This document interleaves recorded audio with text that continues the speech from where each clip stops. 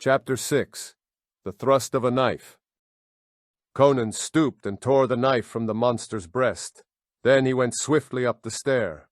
What other shapes of fear the darkness held he could not guess, but he had no desire to encounter any more. This touch-and-go sort of battling was too strenuous even for the giant Cimmerian.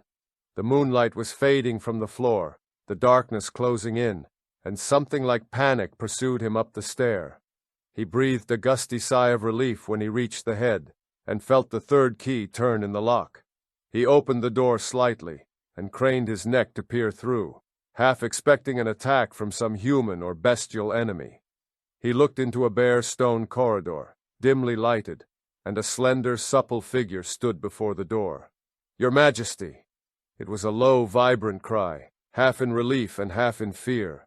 The girl sprang to his side, then hesitated as if abashed. "You bleed," she said. "You have been hurt." He brushed aside the implication with an impatient hand.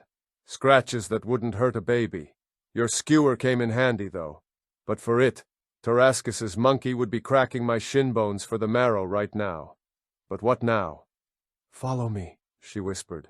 "I will lead you outside the city wall. I have a horse concealed there." She turned to lead the way down the corridor, but he laid a heavy hand on her naked shoulder. "Walk beside me," he instructed her softly, passing his massive arm about her lithe waist. "You've played me fair so far, and I'm inclined to believe in you. But I've lived this long only because I've trusted no one too far, man or woman. So, now if you play me false, you won't live to enjoy the jest." She did not flinch at sight of the reddened poniard, or the contact of his hard muscles about her supple body. "Cut me down without mercy if I play you false," she answered. "The very feel of your arm about me, even in menace, is as the fulfillment of a dream."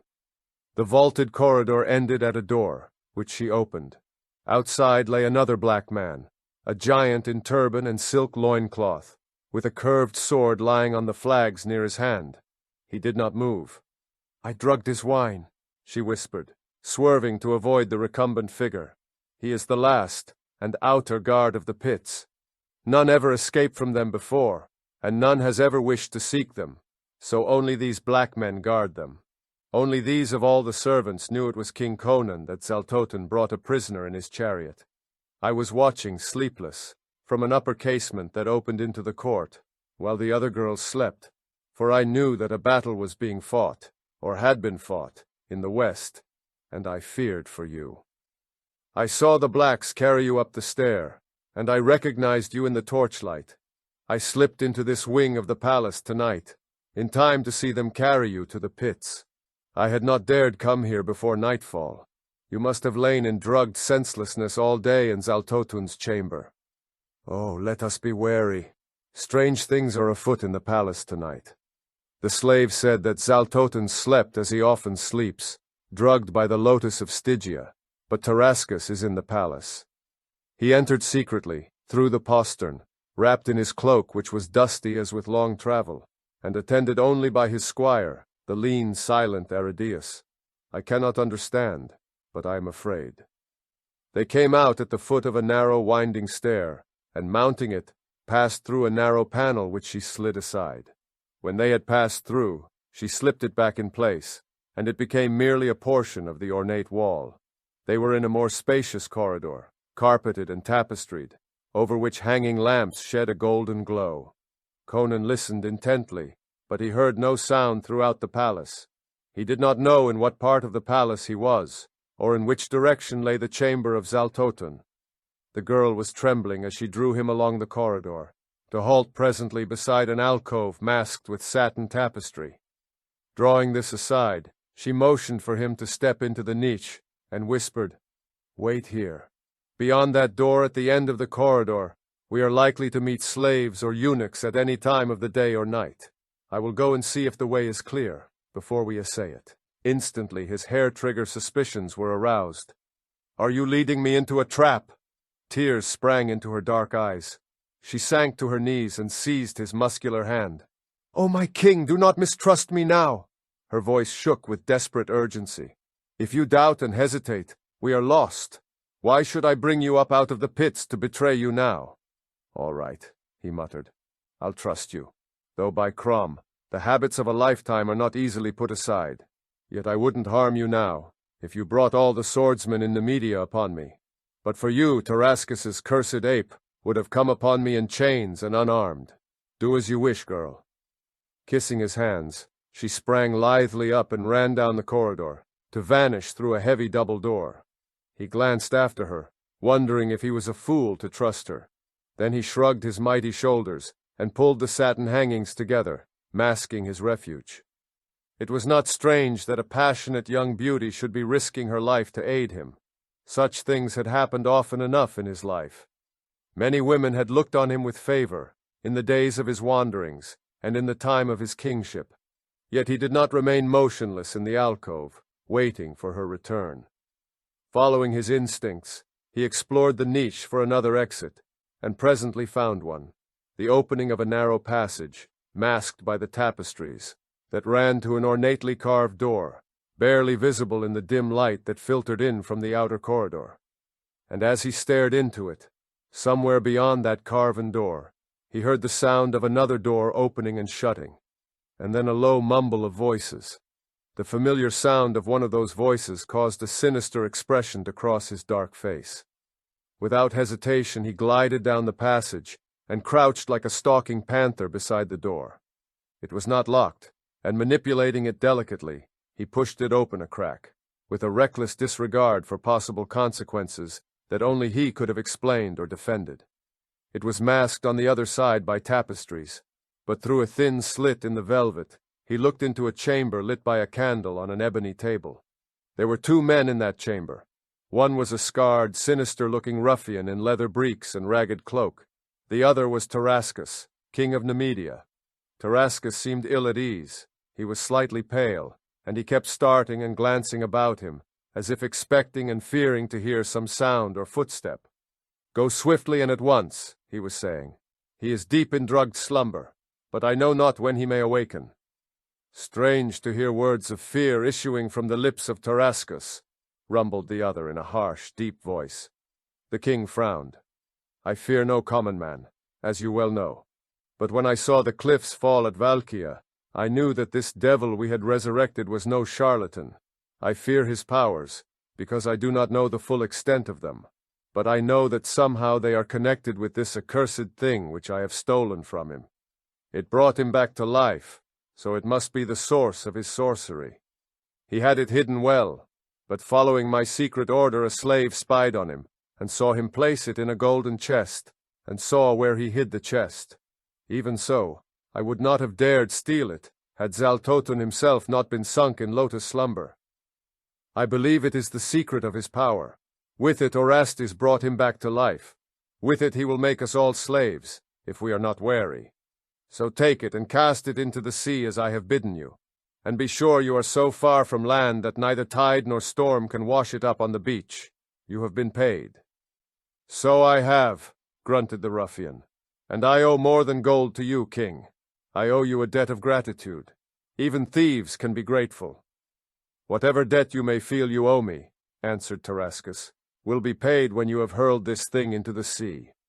"I'll ride for Zingara and take ship from Cordava," promised the other.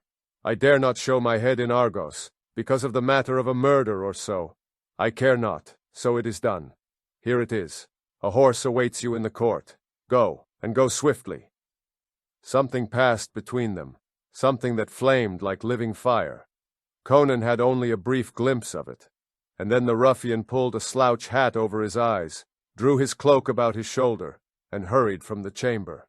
And as the door closed behind him, Conan moved with the devastating fury of unchained bloodlust. He had held himself in check so long as he could. The sight of his enemy so near him set his wild blood seething, and swept away all caution and restraint. Tarascus was turning toward an inner door, when Conan tore aside the hangings and leaped like a blood-mad panther into the room. Tarascus wheeled, but even before he could recognize his attacker, Conan's poniard ripped into him. But the blow was not mortal, as Conan knew the instant he struck. His foot had caught in a fold of the curtains and tripped him as he leaped. The point fleshed itself in Tarascus's shoulder and plowed down along his ribs, and the king of Nemedia screamed. The impact of the blow and Conan's lunging body hurled him back against the table, and it toppled, and the candle went out. They were both carried to the floor by the violence of Conan's rush, and the foot of the tapestry hampered them both in its folds. Conan was stabbing blindly in the dark, Tarascus screaming in a frenzy of panicky terror. As if fear lent him superhuman energy, Tarascus tore free and blundered away in the darkness, shrieking, "Help! Guards! Aridius! Orastes! Orastes!" Conan rose, kicking himself free of the tangling tapestries and the broken table, cursing with the bitterness of his bloodthirsty disappointment. He was confused and ignorant of the plan of the palace. The yells of Tarascus were still resounding in the distance, and a wild outcry was bursting forth in answer. The Nemedian had escaped him in the darkness, and Conan did not know which way he had gone. The Cimmerian's rash stroke for vengeance had failed, and there remained only the task of saving his own hide if he could. Swearing luridly, Conan ran back down the passage and into the alcove, glaring out into the lighted corridor. Just as Zenobia came running up it, her dark eyes dilated with terror. "Oh, what has happened?" she cried. "The palace is roused.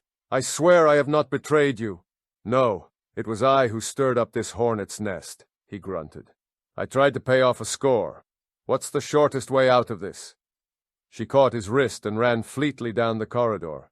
But before they reached the heavy door at the other end, muffled shouts arose from behind it, and the portals began to shake under an assault from the other side. Zenobia wrung her hands and whimpered. "We are cut off. I locked that door as I returned through it, but they will burst it in a moment. The way to the postern gate lies through it." Conan wheeled. Up the corridor, though still out of sight, he heard a rising clamor that told him his foes were behind as well as before him. "Quick! Into this door!" the girl cried desperately, running across the corridor and throwing open the door of a chamber. Conan followed her through, and then through the gold catch behind them. They stood in an ornately furnished chamber, empty but for themselves, and she drew him to a gold-barred window, through which he saw trees and shrubbery. "You are strong," she panted. "If you can tear these bars away, you may yet escape. The garden is full of guards, but the shrubs are thick, and you may avoid them. The southern wall is also the outer wall of the city. Once over that, you have a chance to get away. A horse is hidden for you in a thicket beside the road that runs westward, a few hundred paces to the south of the fountain of Thralos. You know where it is?" "Aye, but what of you? I had meant to take you with me." A flood of joy lighted her beautiful face. "Then my cup of happiness is brimming, but I will not hamper your escape. Burdened with me you would fail. Nay, do not fear for me. They will never suspect that I aided you willingly. Go. What you have just said will glorify my life throughout the long years." He caught her up in his iron arms, crushed her slim, vibrant figure to him, and kissed her fiercely on eyes, cheeks, throat, and lips, until she lay panting in his embrace, gusty and tempestuous as a storm wind. Even his love-making was violent. "I'll go," he muttered, "but by Crom I'll come for you someday." Wheeling, he gripped the gold bars and tore them from their sockets with one tremendous wrench, threw a leg over the sill, and went down swiftly, clinging to the ornaments on the wall.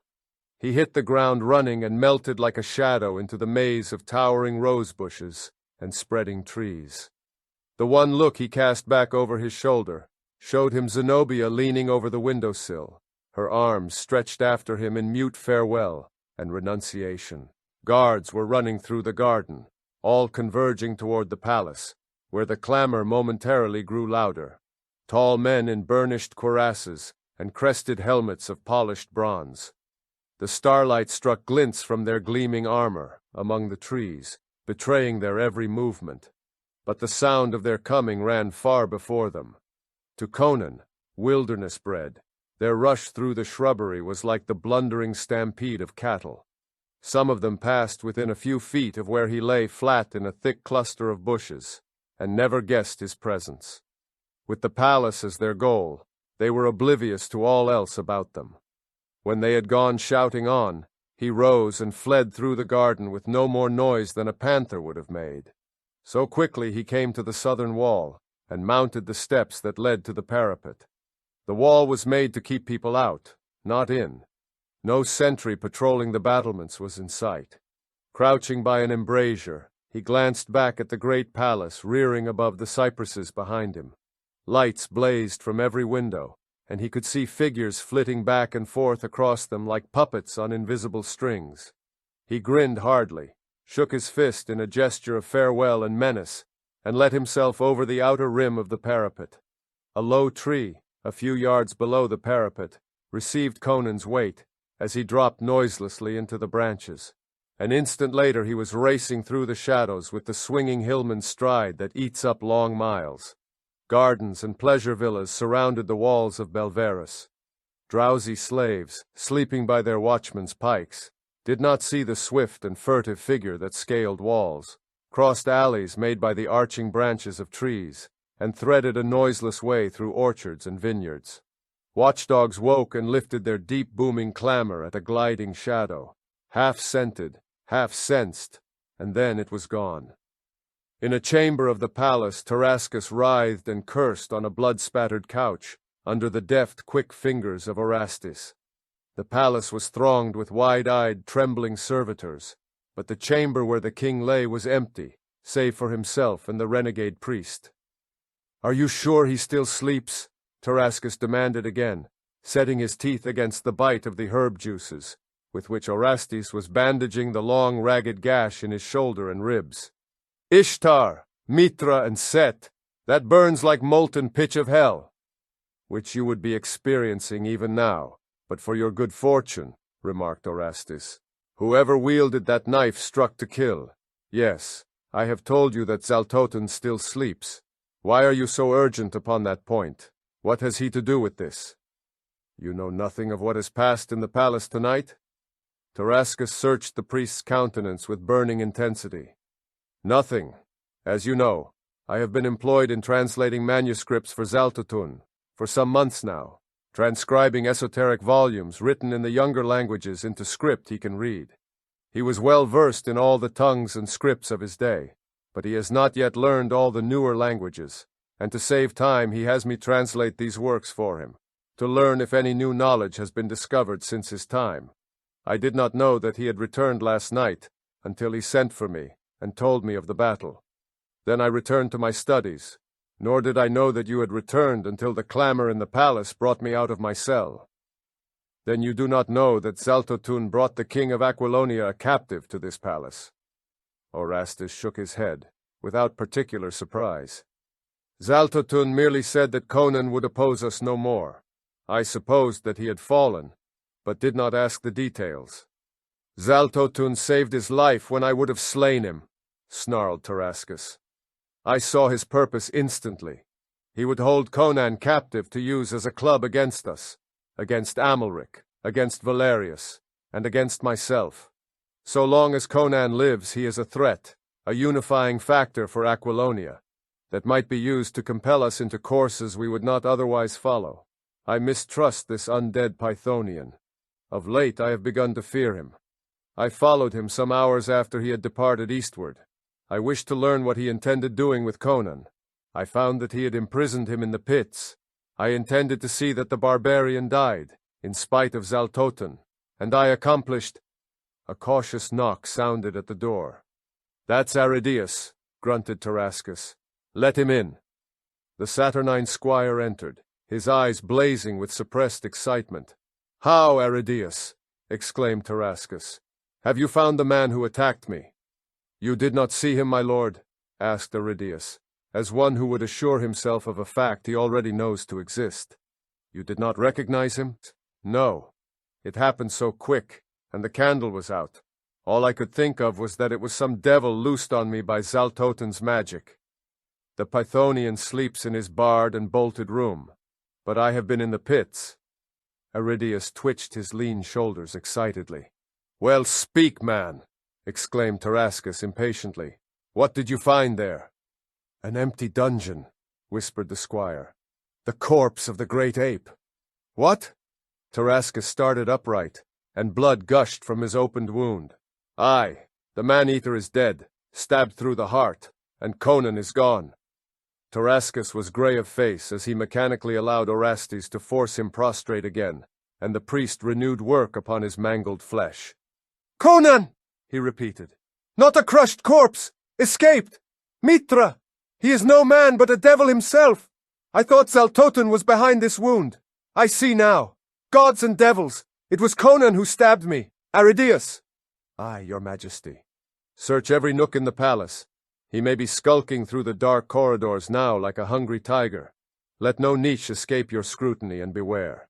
It is not a civilized man you hunt, but a blood-mad barbarian whose strength and ferocity are those of a wild beast.